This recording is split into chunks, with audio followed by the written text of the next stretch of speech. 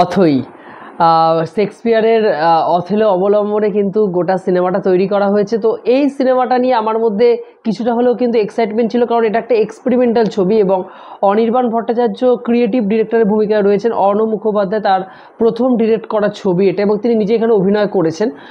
তো সেক্ষেত্রে আমার মনে হয়েছে যে এই ছবিটা বাংলার ক্ষেত্রে আমরা যখন এর আগে দেবালয় ভট্টাচার্যের বাদামি হায়নার কবলের মতো ছবি পেয়েছিলাম, সেই ঘরানায় নতুন কিছু হয়তো যোগ করতে চলেছে। কারণ এর আগে অনির্বাণের মন্দার পেয়েছিলাম, একদম অন্য রকম, সেটাও কিন্তু শেক্সপিয়ারের নাটক অবলম্বনেই তৈরি করা হয়েছিল, কিন্তু একদম অন্যরকম একটা ফ্লেভার কিন্তু দিয়েছিল।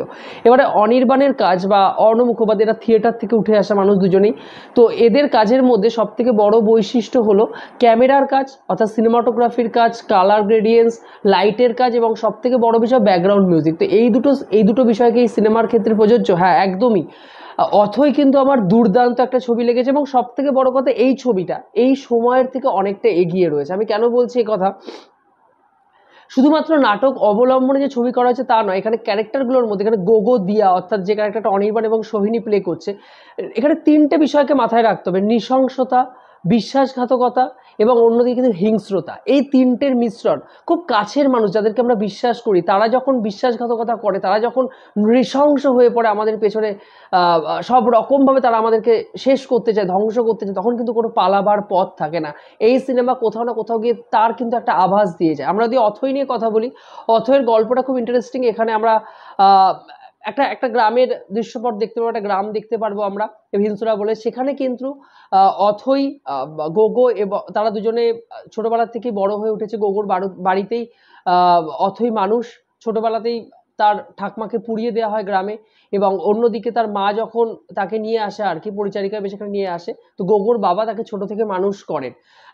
যত বড় হয়ে ওঠে তাদের মধ্যে কোথাও না কোথাও একটা একটা দ্বন্দ্ব তৈরি হয়। এই যে দ্বন্দ্বটা, এটা সামনাসামনি কিন্তু বোঝা যায় না। এই দ্বন্দ্বটা মানুষের প্রাচীন কাল থেকে তার ভেতরে উঠে আসা একটা ক্ষোভ, উঠে আসা একটা রাগ, দম্ভ, যে আমি যেটা পেয়েছি, আমি বড়লোক বাড়ি রাজবাড়ির সন্তান হয়ে আমি যেটা পেয়েছি, একটা পরিচারিকার ছেলে, তাকে কেন আমার বাবা এত গুরুত্ব দেবে, তাকে কেন আমার বাবা এত ভালোবাসবে। তো এই যে ভেতরে যে ব্যাপারটা, আমি কোনোভাবে কেউ স্পয়লার দিচ্ছি না, আপনারা সিনেমাটা দেখুন। সিনেমাটা দেখলে আপনারা বুঝতে পারবেন। ট্রেলারের মধ্যে এই সমস্ত কিছু কিন্তু আভাস দিয়ে দেওয়া হয়েছে। তো পরিপ্রেক্ষিতে আমরা এখানে সোহিনীর ক্যারেক্টারটা দেখবো, অর্থাৎ এখানে দিয়ার ক্যারেক্টারটা ইন্ট্রোডিউস হবে, এবং সে আসার ফলে তাদের তিনজনের জীবন কিন্তু পুরোপুরি বদলে যায়। এবং ভিনসুরার গ্রাম, সেই গ্রামে পরবর্তীতে তাদের তিনজনের জীবনে কিভাবে এগোবে আর কি। এবং বেশ কিছু চরিত্র রয়েছে এখানে, মুকুলের একটা চরিত্র রয়েছে, এখানে আরো বেশ কয়েকটা চরিত্র রয়েছে, যারা কিন্তু গোটা গ্রামের মধ্যে এই ত্রিকোণ প্রেম কাহিনীর মধ্যে দাঁড়িয়ে রয়েছে। যাই হোক না কেন, শেষ অবধি আপনাদের জানতে হলে কিন্তু ক্লাইম্যাক্সটা চমক আছে, প্রচুর চমক রয়েছে। তো শেষটা জানতে হলে আপনাদের হলে গিয়ে অথই সিনেমাটা দেখে আসতে হবে। এসবিএফ প্রোডাকশন হাউসের সিনেমা, প্রচুর হলে রিলিজ করেছে। নন্দনে দেখছিলাম আজকে কিন্তু হাউসফুল শো ছিল। যাই হোক, এই সিনেমার ক্ষেত্রে প্রথম পজিটিভ পয়েন্ট, ভাই ডিরেকশন।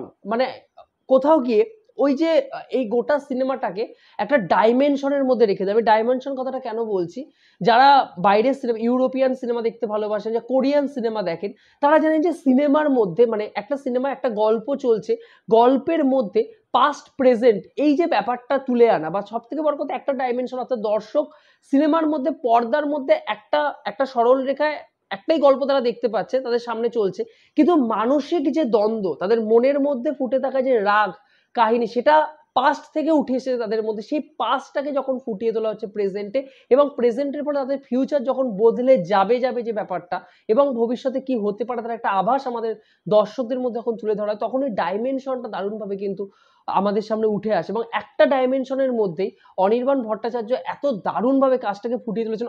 অর্ণকে অবভিয়াসলি তারিফ করতেই হয়, কারণ অর্ণ এখানে পরিচালনা করেছেন। আমার মনে হয় যে পেছনে যে কারুকাজ রয়েছে, বিশেষ করে লাইটিং এর যে কাজ রয়েছে, একটা দৃশ্যপট রয়েছে যেখানে অর্ণ অর্থাৎ গোগো এবং অথৈ, এদের দুজনের মধ্যে একটা কথোপকথন চলছে, একটা মিসআন্ডারস্ট্যান্ডিং হচ্ছে, সেই সময় একটা লাইটের কাজ রয়েছে, ঠিক আছে, একটা তাদের ধান ক্ষেতের মধ্যে একটা লাইটের কাজ রয়েছে, ওইটা জাস্ট অসাধারণ। লাল কালো যে লাইটের কাজটা, হলুদ যে লাইটের কাজটা, জাস্ট অসাধারণ।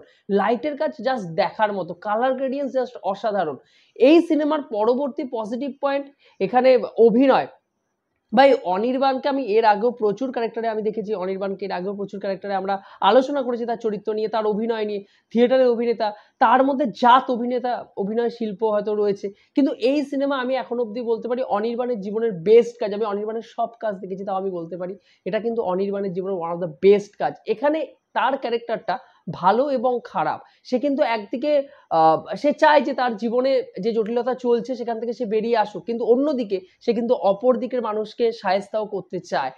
অরণ্যর ক্যারেক্টার, যে অথৈ ক্যারেক্টারটা মেনলি প্লে করেছে, আমি এর আগে তার কয়েকটা কাজ দেখেছি মাত্র, কিন্তু আমার মনে হয়েছে যে তাকে টলিউড ইন্ডাস্ট্রিতে আরো দারুণভাবে কিন্তু ইউজ করা উচিত। জাস্ট যথাযথ অনির্বাণের পাশে জাস্ট দারুণ অভিনয় করেছে, ফাটাফাটি অভিনয় করেছে। তার ক্যারেক্টারটার মধ্যে কিন্তু শেড রয়েছে, ব্ল্যাক অ্যান্ড হোয়াইট কিন্তু বেশ কয়েকটা শেড রয়েছে। তার আগের পরিস্থিতি, ইন্টারভেলের আগে এবং ইন্টারভেলের পরে তার ক্যারেক্টারটাকে যেভাবে ডেভেলপ করা হয় জাস্ট অসাধারণ। সোহিনী অ্যাজ ইউজুয়াল ভালো। সোহিনীকে আমরা মন্দারও দেখেছি, সোহিনীকে এরকম ধরনের চরিত্র করতে মানে অফবিট চরিত্র করতে আমরা এর আগেও বা কমার্শিয়াল সিনেমাতে তাকে আমরা দেখেছি। সোহিনী এই মুহূর্তে বাংলা সিনেমার ক্ষেত্রে অন্যতম একজন অভিনেত্রী, সেই নিয়ে কোনো সংশয় নেই, সোহিনী দারুণ অভিনয় করেছে। আচ্ছা, অর্পণ ওই যে মুকুলের ক্যারেক্টারটা প্লে করেছে, ওর নাম অর্পণ মেবি সিরিয়াল করে, আমি জানি না, বাংলা সিরিয়াল তো আমি দেখিনি বা দেখিও না আমি। তো মেবি সে সিরিয়াল থেকে উঠেছে, তার অভিনয় দেখার মতো। কিন্তু মুকুলের ক্যারেক্টারে কিন্তু দারুণ অভিনয় করেছে। আরো বেশ কয়েকজন রয়েছে চেনা পরিচিত মুখ, তারা কিন্তু তাদের, কৌশিক বাবু রয়েছেন, আর মিমি রয়েছেন, তো বেশ কয়েকটা জায়গায় তারা কিন্তু ভালো অভিনয় করেছে। কিন্তু মেনলি ত্রিকোণ যে প্রেম, তাদের মধ্যে লোভ, হিংসা, নৃশংসতা, বিশ্বাসঘাতকতা এবং হিংস্রতা, এই তিনটে মানুষের জীবনকে কোন পর্যায়ে নিয়ে যেতে পারে সেটা কিন্তু অথৈ না দেখলে বিশ্বাস করা যায় না। এই সিনেমার ক্ষেত্রে পরবর্তী পজিটিভ পয়েন্ট যেটা বলতে হয়, গল্পটাকে যেভাবে ডেভেলপ করা হয়েছে, গল্পটাকে যেভাবে সিন বাই সিন কাটা হয়েছে, গল্পটাকে যেভাবে নিয়ে যাওয়া হয়েছে, মানে প্রথমে চরিত্রগুলোকে ডেভেলপ করা হয়েছে, চরিত্রগুলো পাস্টে কি ঘটছে, পরবর্তীতে চরিত্রগুলোকে যখন নিয়ে যাওয়া হচ্ছে, মানে পরপর যখন কেটে নিয়ে যাওয়া হচ্ছে, সেখানে দাঁড়িয়ে চরিত্রগুলোর মধ্যে যে একটা নিজস্ব শেড রয়েছে, চরিত্রগুলোর মধ্যে যে একটা দ্বন্দ্ব রয়েছে, সেটা কিন্তু দারুণভাবে সিনেমার ক্ষেত্রে ফুটে উঠেছে। কারণ ওই চরিত্রগুলোর মধ্যে যদি টানাপোড়েন না মানে ওই চরিত্রগুলোর মধ্যে যদি শেড না থাকে, ক্রাইসিস না উঠে আসে, তাহলে কিন্তু দর্শক কানেক্ট করতে পারবে না। সেই কানেক্ট করার জায়গাটা কিন্তু দারুণভাবে পরিচালক ফুটিয়ে তুলেছে অর্ণব। সেটা কিন্তু আমার দারুণ লেগেছে দেখতে। মানে কোথাও না কোথাও গিয়ে আপনি কিন্তু ওই মানে অথয়ের ক্যারেক্টারটার সাথে কানেক্ট করবেন। আবার অন্যদিকে কিন্তু সোহিনী চরিত্রটার সাথেও আপনারা কোথাও না কোথাও কানেক্ট করতে পারবেন। আবার বা এখানে গোগোর ক্যারেক্টার মানে অনির্বাণের চরিত্রটাও কিন্তু আপনার মধ্যে একটা রাগ হিংসা ফুটিয়ে তুলবে। এটা কিন্তু দেখার মতো।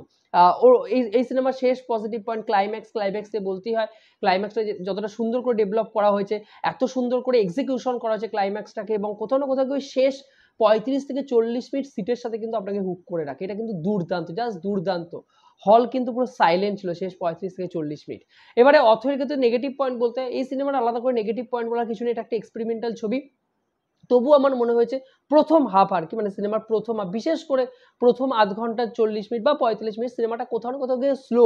চরিত্রগুলোকে ডেভেলপ করতে গিয়ে গল্পের প্লটটা যেন ফ্ল্যাট যাচ্ছে, সেটা যেন কোনোভাবেই কারোর সাথে কানেক্ট করাতে পারছে না। যদিও চরিত্রগুলোর মধ্যে একটা মুভমেন্ট চলছে, কিন্তু গল্পের স্টোরি লাইন কোথাও না কোথাও গিয়ে ফ্ল্যাট। ইন্টারভেলের আগে কিছুটা সময় আর কি, ইন্টারভেলের পরে কিন্তু গল্পের একটা ওপর দিকে পিক আপ নেয়, ক্লাইম্যাক্সে কিন্তু সেটা আমাদের চূড়ান্তভাবে আনন্দ দিতে পারে আর কি। যাই হোক না কেন, আমার কিন্তু সিনেমাটা বহু বছর মনে থাকবে, এবং আমার মনে হয় এক্সপেরিমেন্টাল ছবির মধ্যে এবছর যে কটা ছবি রিলিজ করবে, এই ছবিটা কিন্তু 1 নম্বরে থাকবে। আপনারা যদি অথৈ দেখে থাকেন, আপনাদের কেমন লেগেছে অবশ্যই আমার কমেন্ট বক্সে জানাবেন, এবং ভিডিওটি ভালো লেগে থাকলে এরকম ধরনের ইনফরমেটিভ ভিডিও পেতে চ্যানেলটিকে সাবস্ক্রাইব করে পাশে থাকবেন বন্ধুরা। জয় হিন্দ।